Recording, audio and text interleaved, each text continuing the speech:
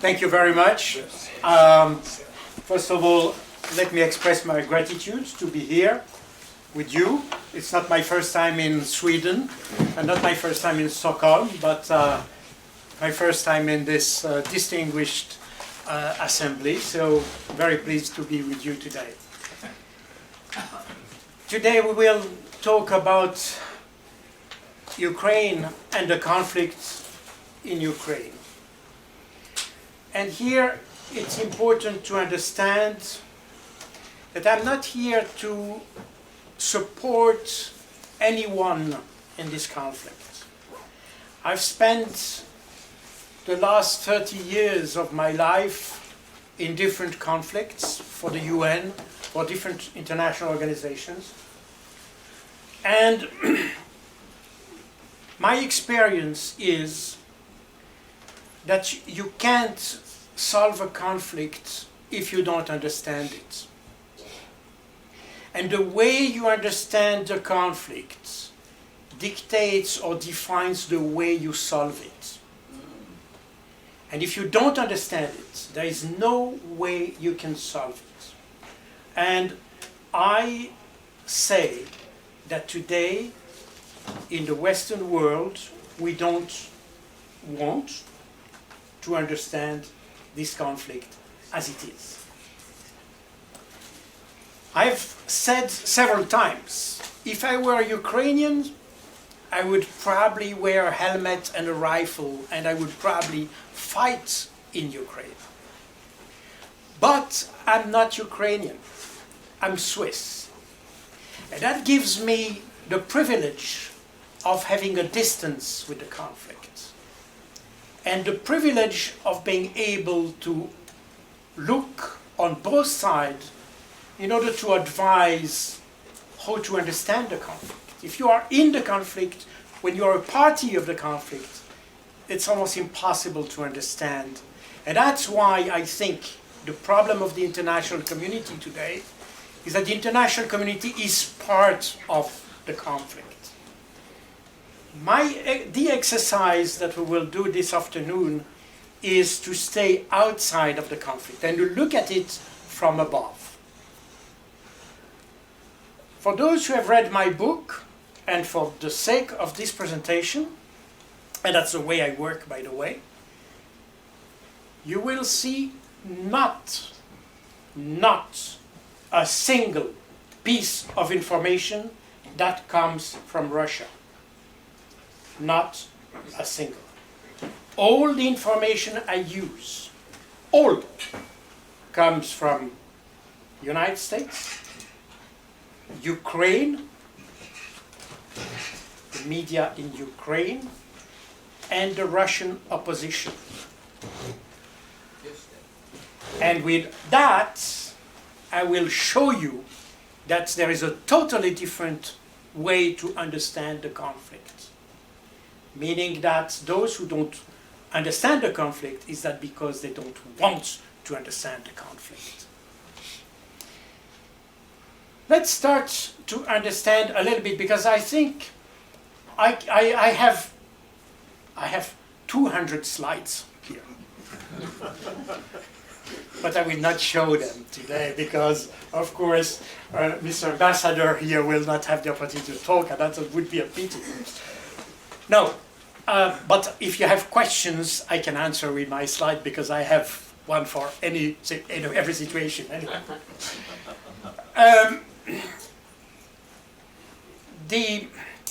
What I wanted to say is that I will not talk too much about what's happening in Bakhmut, in Avdiivka, and so on. That's not. We're not talking about the battle and the nitty-gritty of war. We'll try to understand why is this conflict? Why do we have people fighting in Ukraine today? And I think that's the thing that we have to understand. If we understand that, you will see it will be much easier to understand how to solve the issue after.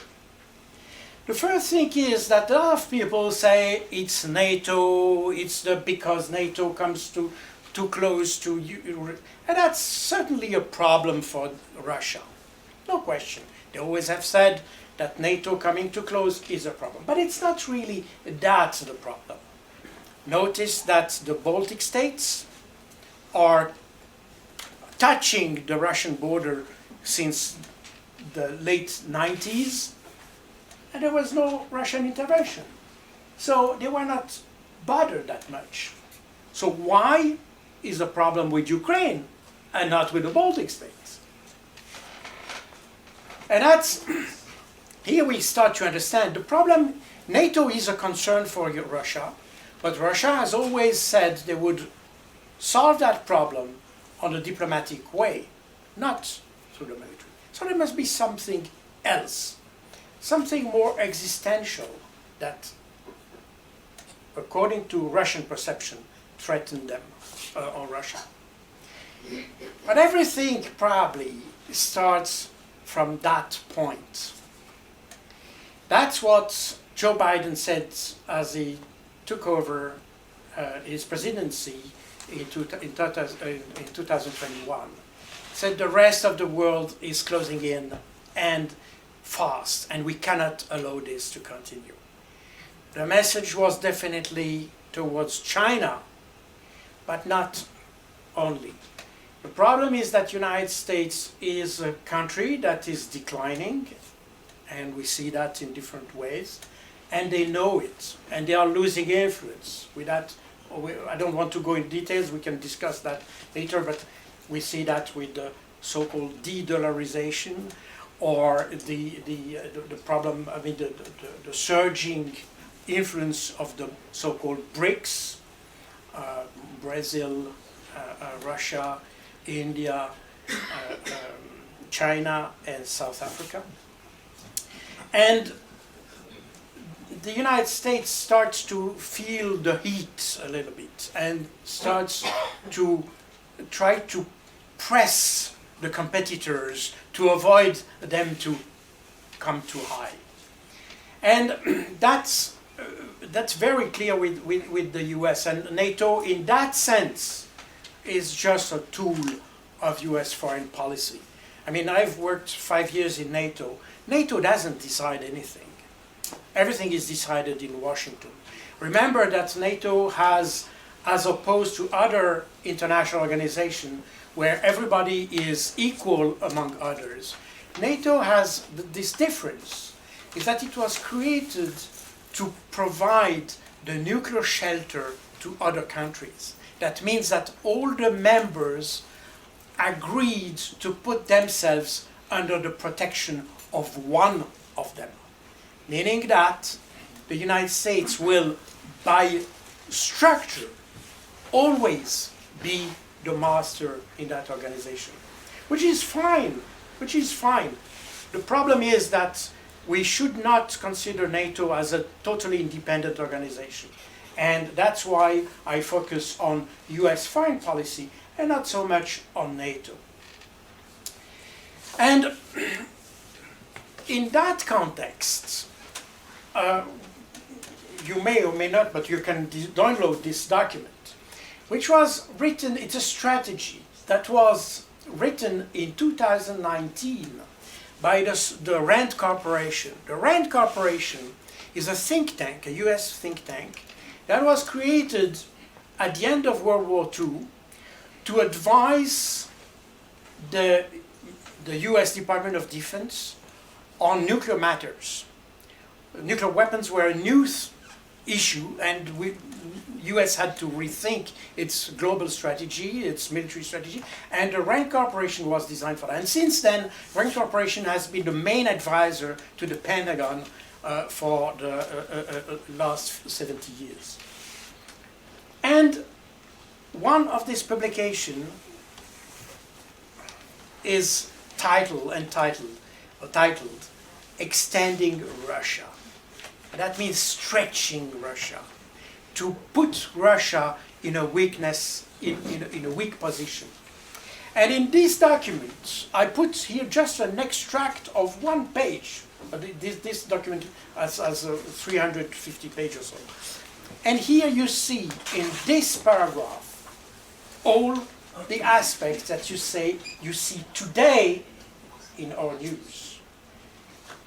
providing lethal aid to Ukraine, promoting change in Belarus, and Blinken just underlined this yesterday or the day before, exploiting tensions between Armenia and Azerbaijan, intensifying attention on Central Asia, the isolating Transnistria, very actual, and intensifying NATO relationship with Sweden and Finland. So that was written in 2019, and that's exactly what we see happening today. That means that what we see today follows a plan. And that's not my invention, doesn't come from the Kremlin, it comes directly from the horse's mouth in the United States.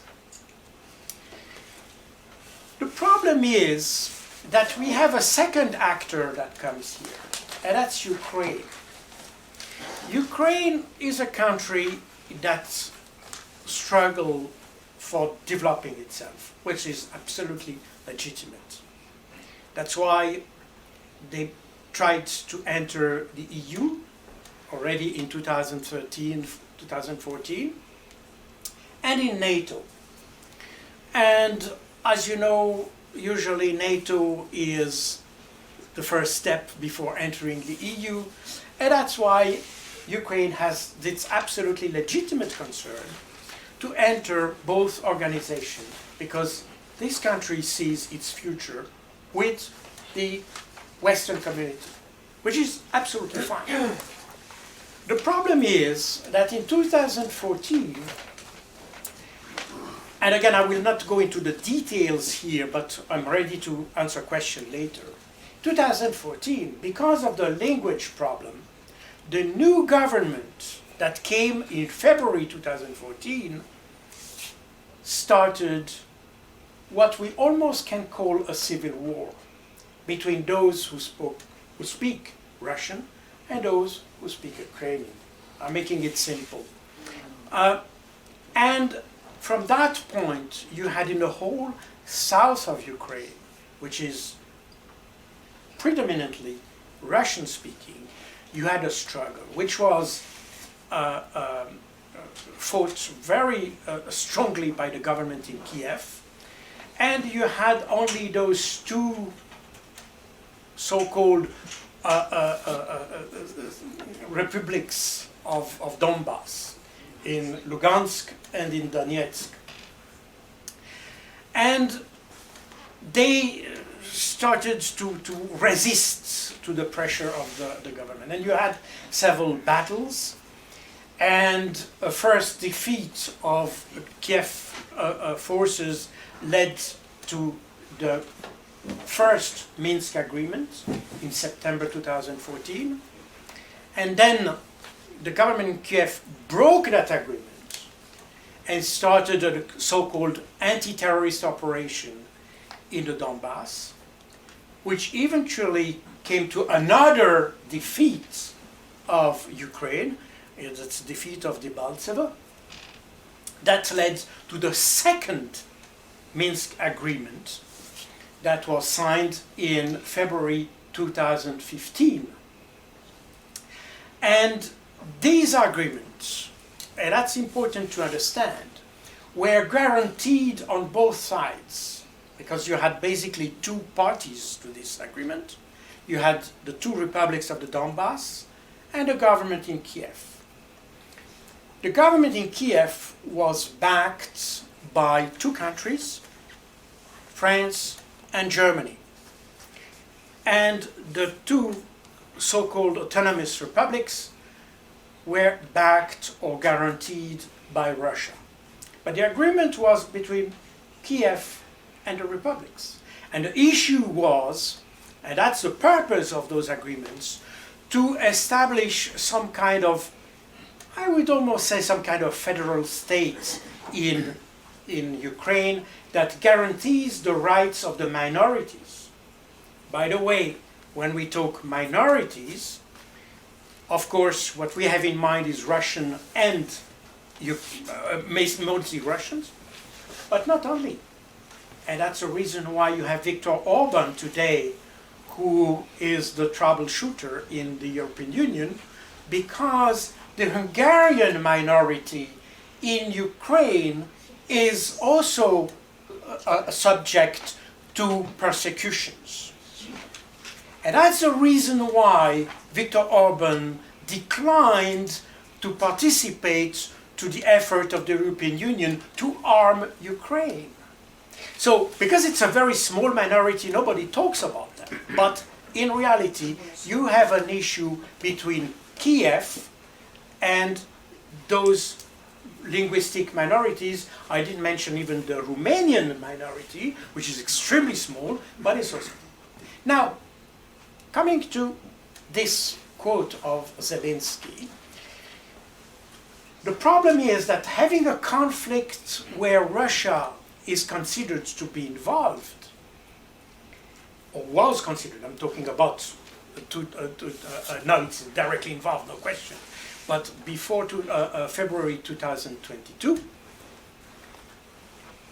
NATO could not accept Ukraine, because you know that in the NATO you have this famous Article 5 that defines the rights and obligations of all the members of the alliance in case of one country being attacked or being in difficulty. So if you have Ukraine within the NATO, that means that you automatically almost you should activate Article 5. It's almost like contracting an insurance with a risk which is at 100%. No insurance would accept to do that because the risk is too high. That's exactly what happened to Ukraine. And that's the reason why Ukraine said that, again, that's not Kremlin, this comes from CNN. He said that NATO told him, no, you cannot be a member of that as long as you have a problem with Russia. So the problem is the conflict with Russia, meaning that you should have no longer Russia. And then you start to understand how the pieces of the puzzle are being put together. So here I will show you an interview of Alexei Arestovich. Arestovich was, up to last January, he was the closest advisor to Zelensky. Very close advisor, a friend of his. Now, I will just, it's a very short, and you will see this interview. It's about Ukraine, the condition under which Ukraine can enter NATO. So, they had to have a war with Russia. And they had to have a defeat of Russia, so that Russia doesn't exist anymore in that sense. And that's where the whole thing starts to be interesting. I mean, the Ukrainians, in my view, were lured by the Western world to provoke a conflict with Russia with the assumption that the sanctions would just kill Russia within a few days. And I didn't put here the quote of the French Minister of Economy, who said that the aim, and he said that at the very beginning of the conflict, he said the aim is just to provoke the complete collapse of Russia. And they didn't expect Russia to resist so well to the sanctions. And that's where the Ukrainians were in fact trapped into this strategy. But the whole thing started as, and sometimes, and most of the time you say, we see unprovoked. No, it was provoked. And we can see that if we see how the event developed. First of all, we never talk about the civilians who were killed in the Donbass between 2014 and 2022. And for us, and for most people, they don't care. These are Russian-speaking people. Untermenschen, would the Germans say, probably in Second World War. But the reality is that those people were killed by their own government. And the problem is that in Russia, people had feelings about this, very strong. And even if the government in Russia strived to have the application of the Minsk agreement as a solution of the conflict, you had a strong pressure within Russia to have action from the government. But Putin resisted and said, we should solve the problem through the Minsk agreement. We'll come to this later. So it's important to understand that most of the victims in Donbass were civilian from the autonomous republics. And later, I said that the strategy of the Russians was to use the Minsk agreement. But in July last year, we had a confirmation, because we could observe that, but there was a confirmation. It was in June last year. Petro Poroshenko, who was the one who signed the agreement, said, in fact, we never had the intent to implement the agreement, because that was just to save time in order to rearm and to prepare for war. The same was said in November last year by Angela Merkel. She said exactly the same thing in Die Zeit, and later she said the same thing in Der Spiegel. In the Kiev Independent, you have exactly the same thing said by the President François Hollande of the agreement on the Ukrainian side. And finally, Zelensky himself said that he had never the intention to implement this agreement. So we see that on one side you had the Russians who resisted to act, to put emphasis on the diplomatic solution, but the others had never the intent to implement that. And then came in March 2021, this presidential decree of Zelensky to reconquer Crimea and the south of Ukraine. Again, it's not me, this comes directly, this is an ukaz from the president. So, and that, from that point, we could witness a build-up of a military build-up on the Ukrainian side at the Donbass border. And the Russians understood that something was going on, and the Ukrainians were ready to attack the Donbass, or were preparing to attack Donbass. And that's, if we look, and again, that's his, by the way, I took this sequence of events of explosion in the website paid for by George Soros. So I told you I don't take anything from campaign. And we see from March 2021, from the decree from Zelensky, we see an intensification of shelling of Donbass that lasted during the whole 2021. And at the beginning of 2022, we had this massive increase of, and that, I remind you that the 16th of February 2022, Joe Biden said, I know that the Russians will attack. I know. He knew. Why? Because he knew that the Russians will react to this attack against the Donbass. That's exactly what happened. And then we are on the 24th of February, where things, the intervention started. But it's also important to mention a few things, because we don't understand the whole context. In 2014, those who took power were mostly people coming from the western part of Ukraine. That's the most right-wing part, to put it mildly. That's the most right-wing part of the country. And in fact, those who actually stormed the government palace and all that were right-wing extremists. But then you had a new philosophy coming in. The idea that Ukraine should be one people, but one pure people. That means no other minorities, only Ukrainians.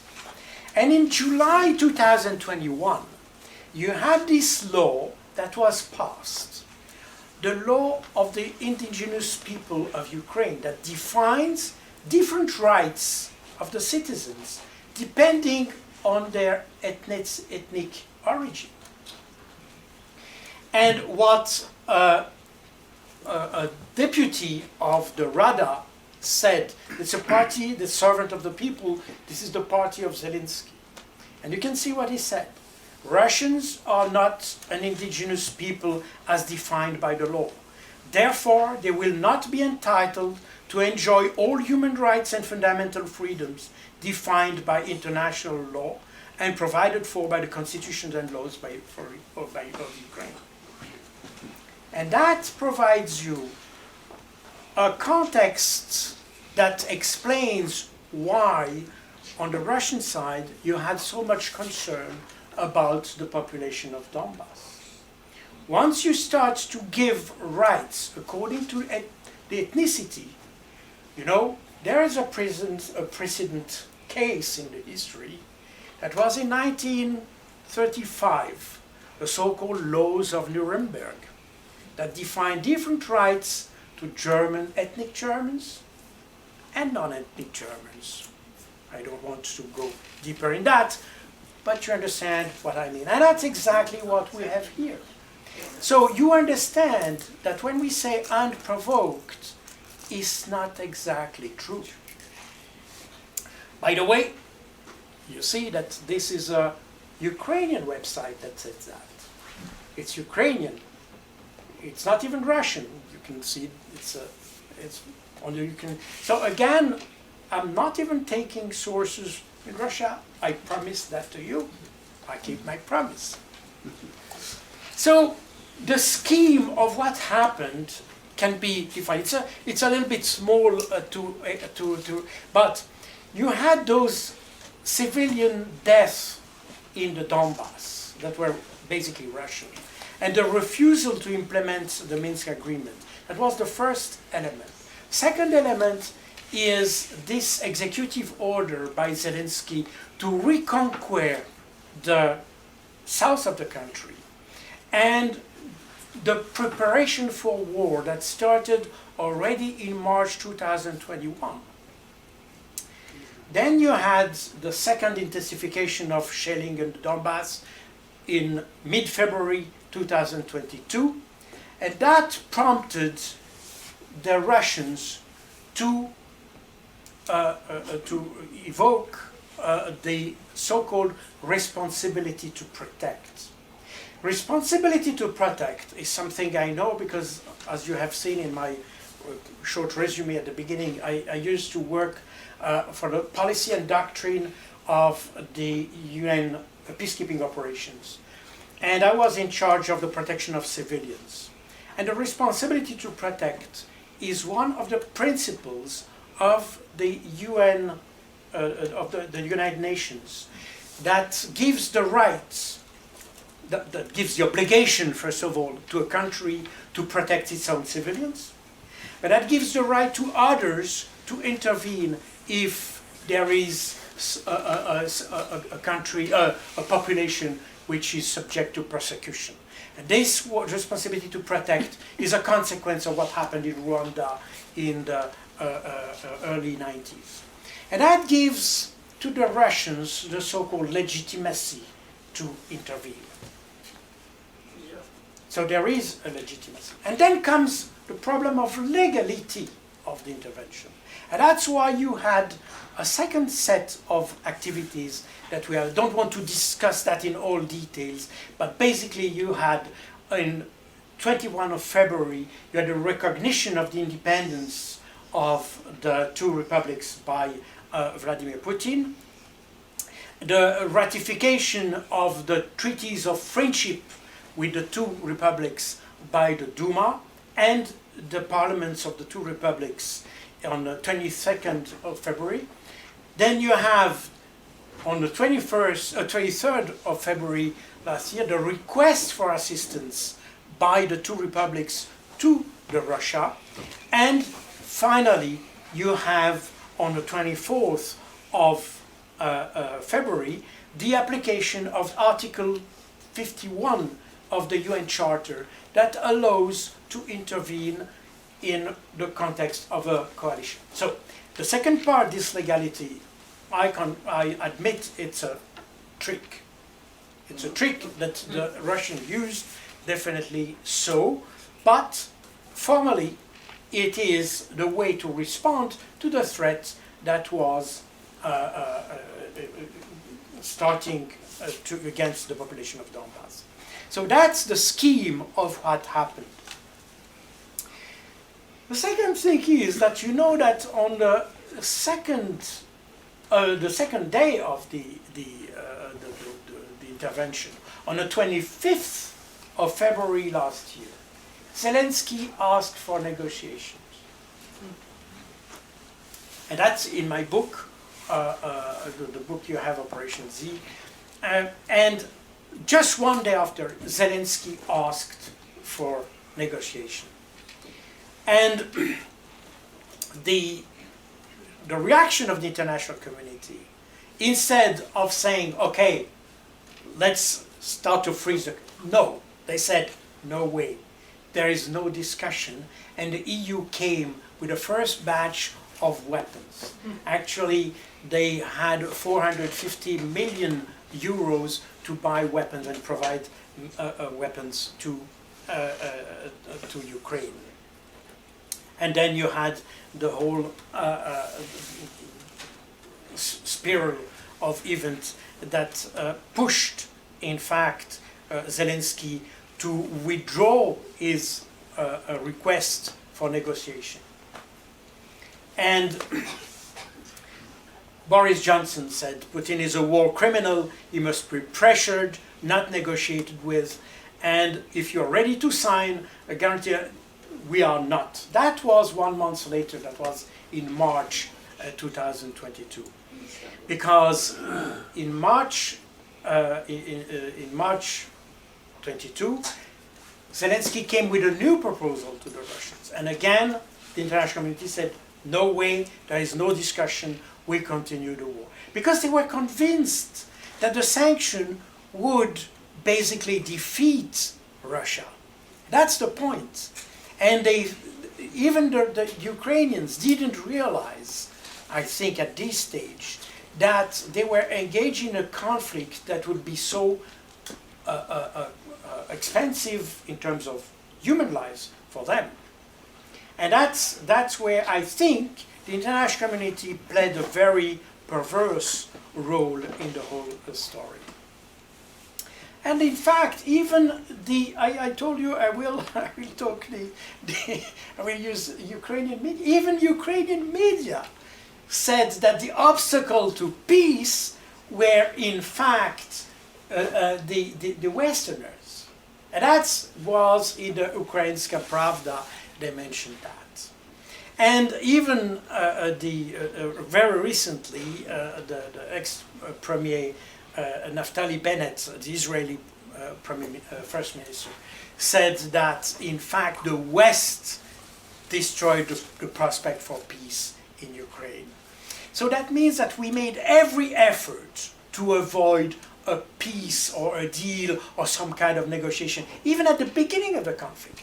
I mean, we wanted to have the end of Russia. And that went so far, that's mentioned in my book, by the way, that in my book I mentioned this article from the Times of Israel that mentioned that even those who negotiated on Ukrainian side were eliminated by the Ukrainians. Of course, in my book you could say, well, that's probably Kremlin and Putin.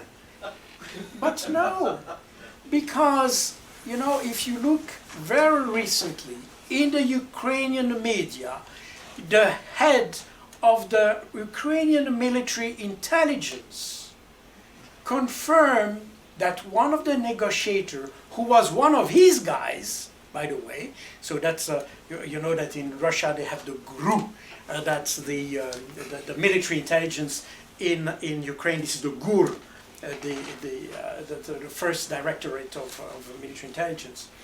And he said this was liquidated by the security service. And here I mention only these two, but there are other ones. So we have here the definite willingness not to have any kind of peace. It's important to understand here that the demilitarization and denazification, these are the two words that we have, doesn't mean that the Russians meant that Zelensky was a Nazi. That's not the idea. By the way, if you read carefully all the speeches of Putin, you would see that he talks about neo-Nazi, never Nazi, which is different. Neo-Nazi is not a political doctrine. It's more a behavioral thing, while Nazi is an ideological thing. I mean, I don't go into detail, but I would say to make things very simple, the difference is probably, even if you're a neo-Nazi or also against Jews, but the Nazi had this Jew question as a central point of their doctrine, which is probably not the case of all neo-Nazis. Anyway. So, and that's important because that means that those two terms, which by the way are the same terms that were used in the Declaration of Potsdam in 1945, this is the two first, there were 4 objectives, and the 2 first ones were demilitarization and denazification of Germany. And Putin took exactly the same words to explain what he would do. Meaning that the idea was not to invade or to take Ukraine. It was not to expand Russia. It was not to take the resources of Ukraine. It was to destroy a potential of threat. That's very important. And they identified this potential as twofold. The military threat that was, as I explained before, that was built up in the Donbass against the Donbass, and neo-Nazi because they were, you know, something, I didn't go into the details, but in fact what happened in 2014 is that the Ukrainian army was composed, I would say almost half-half, by Russian-speaking and Ukrainian-speaking.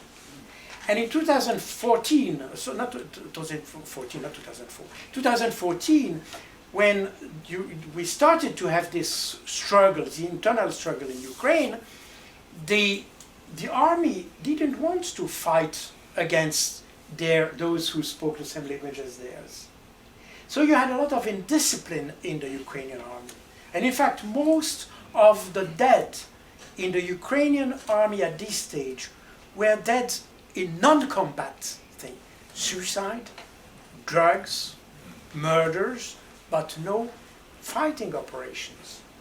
And a lot of those fighters, in fact, changed side with their equipment. You had even full brigades that changed side with guns, with tanks, with artillery, ammunition, and all that. That's how the so-called rebels of the two republics gained their weapons at that point.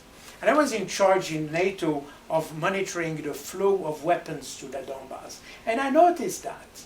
So you had almost daily units, companies, battalions, you know, that were changing side. Anyway. So, That's come to the issue of the sanction, because we're back to today. The idea of the West was just to kill Russia with sanctions so that it would not be able to sustain the war. And these are I don't want to go into details again, I can discuss that. I will go, because I talked too much, so I will go a little bit. And now everybody says that Russia will lose the war, or is losing the war. But is it really so? In fact, if we go into the two areas that were regained by Ukraine, and namely Kharkov in September last year, and Kherson in the south in October last year. Those who have read my book have seen that I have a map in the book that shows the density of troops of Russian troops in Ukraine. And you will see that in the area, this was drawn in July last year. I mean, before the reconquest by the Ukrainians. And that's the area of Kharkov, and that's the area of Kherson. That's where you had the lowest density of troops, because these were areas where the Russians didn't want to fight. Their main area here is to the Donbass. And what happens today around Bakhmut and all that is to settle the situation in the Donbass. That's their main focus. Now, if you look at what the Ukrainians gained last year, you had Kharkov and Kherson. These are the two places that the Russians were not interested in. That's why, in fact, they left the area before the Ukrainians came in. That's the point. Yeah. And if you look at the way the operations happened, you had no territorial gain by Ukraine that was not left by the Russians before. You had no battle. Both in Kherson and in Kharkov, you had no battle. But when the Ukrainians entered those areas, they were welcomed by a heavy artillery fire, meaning that you had almost no Russian casualties, but a lot of Ukrainian casualties, several thousand. That's why in Kherson, even Zelensky advised not to go to Kherson, because he had seen the example of Kharkov before, and he said, well, that's a trap. And he didn't want to go. By the way, the Ukrainians entered Kherson and had to leave Kherson 2 days later. Now, it's also interesting to see that you don't see the so-called popular resistance that we mentioned before. At the beginning of it, we say, well, the population will resist and all that. Well, in fact, we don't see much resistance by the population. And for a simple reason. Because in pink here, you have the areas where the Russians are today.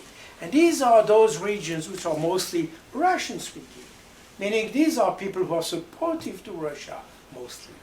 And here I have the results of polls made by the Kiev Institute of Sociology.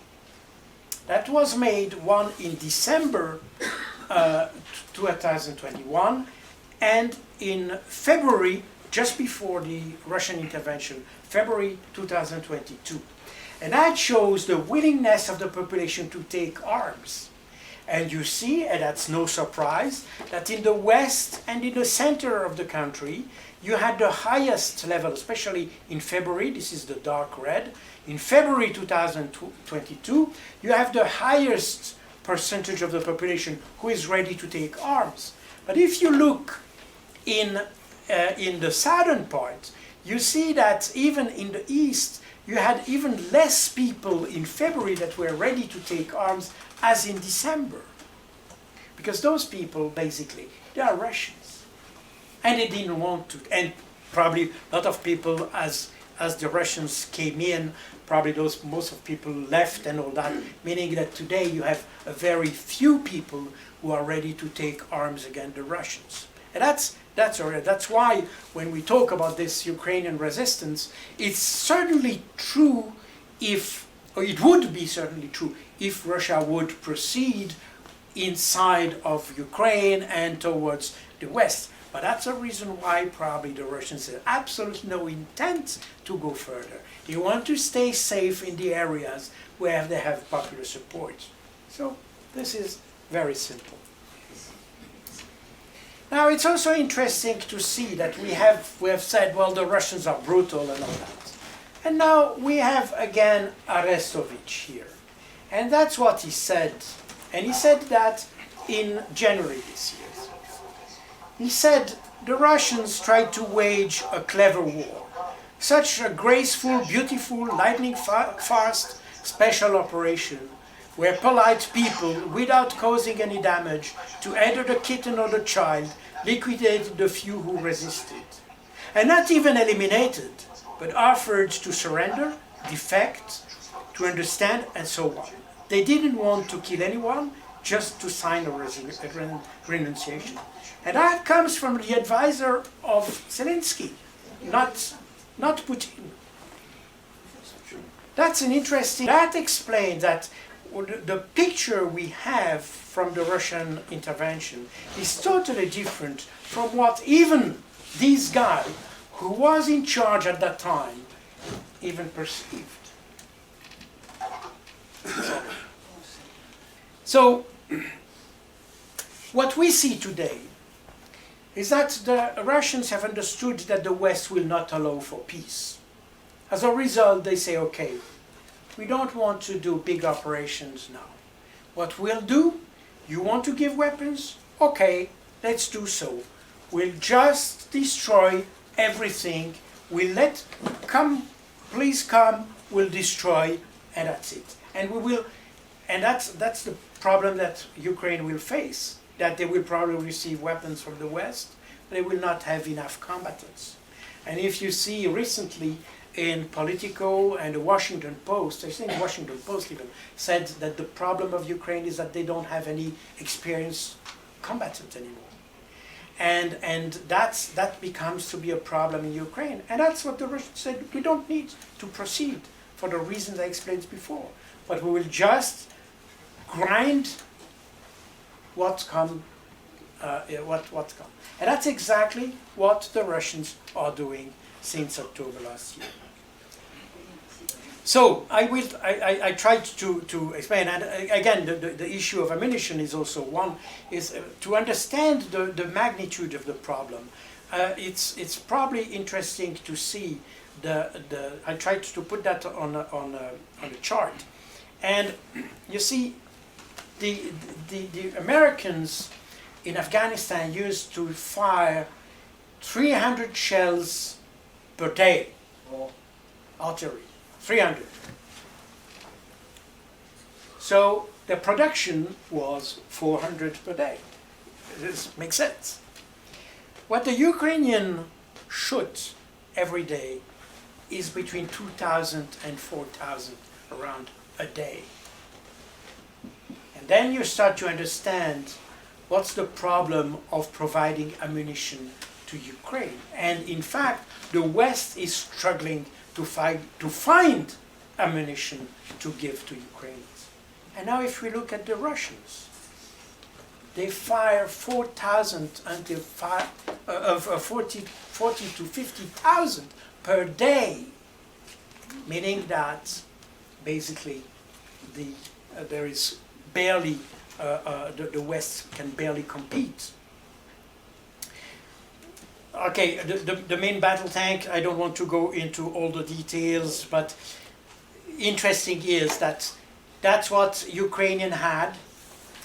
That's what Zaluzhny, which is the head, the commander-in-chief of the Ukrainian armed forces, asked for in December last year, and that's what the Europeans are providing in April this year.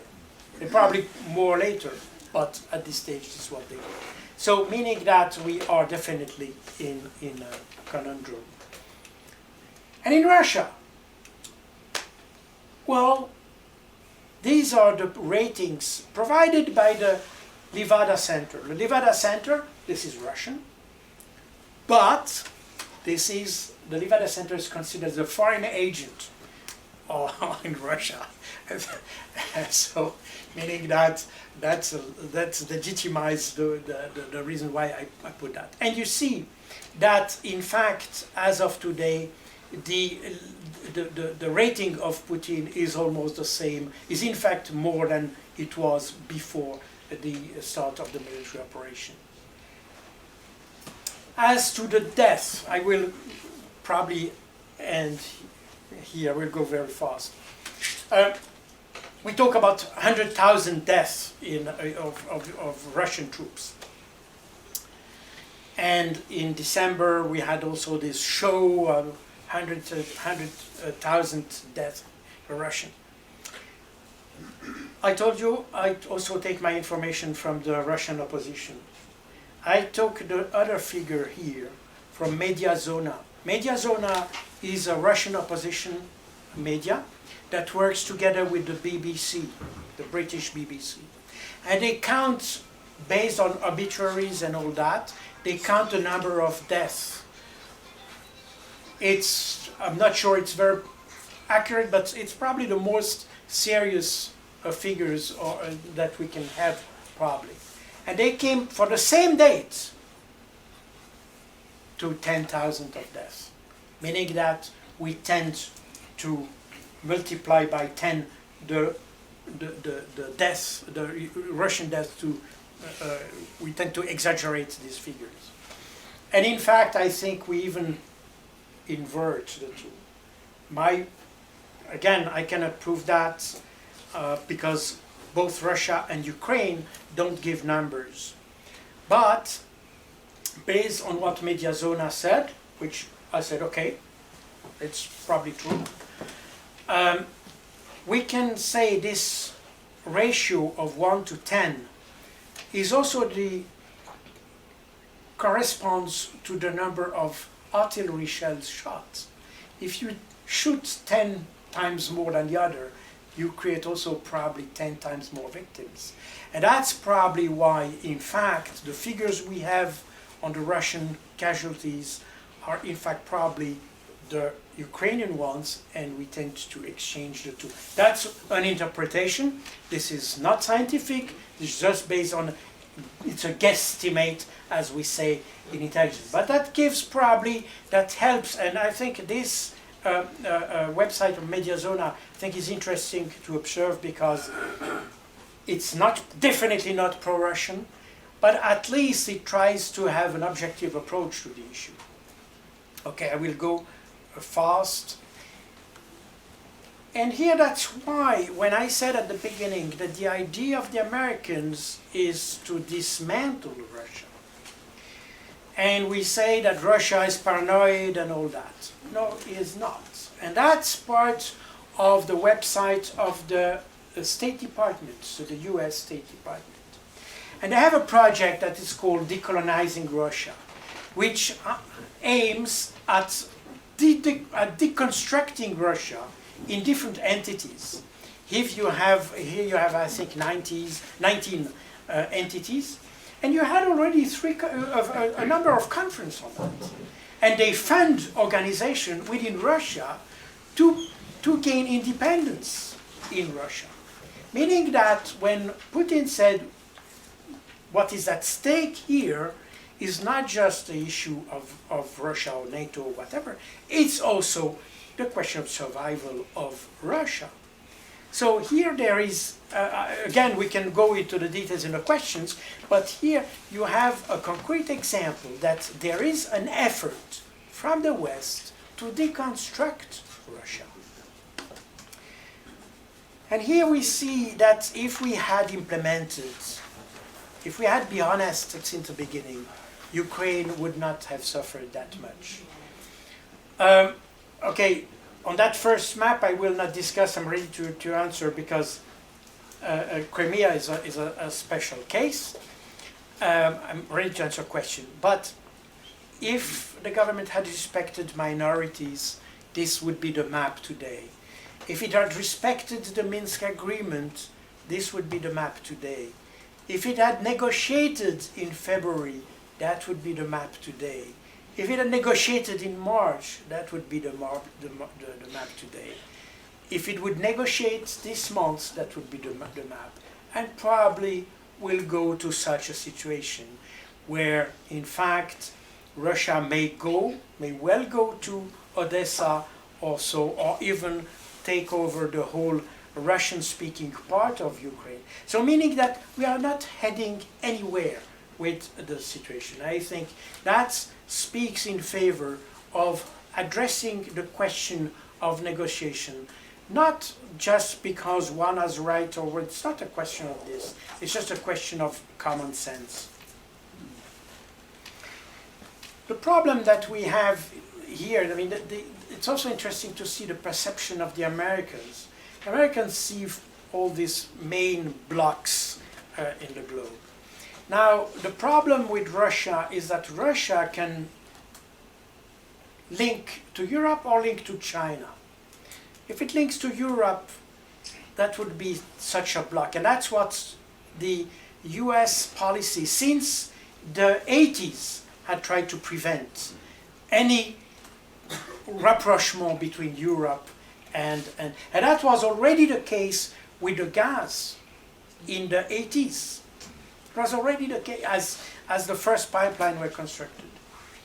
And the other option is to have this one, and that's what we are witnessing to appear. That means a bloc that is, you have the United States on one side, the European on the other side, and a bloc made by Russia and China. Here again, Arestovich. I just end with this quote of a friend of mine, Peter Maurer, is a good friend of mine. He's the Secretary General, or was the Secretary General of the International Committee of the Red Cross in Geneva. He said, "We do not put an end to wars with labels, like good or bad, but through concrete work of reconciliation and mediation." And that will be my end word. Thank you. Yeah.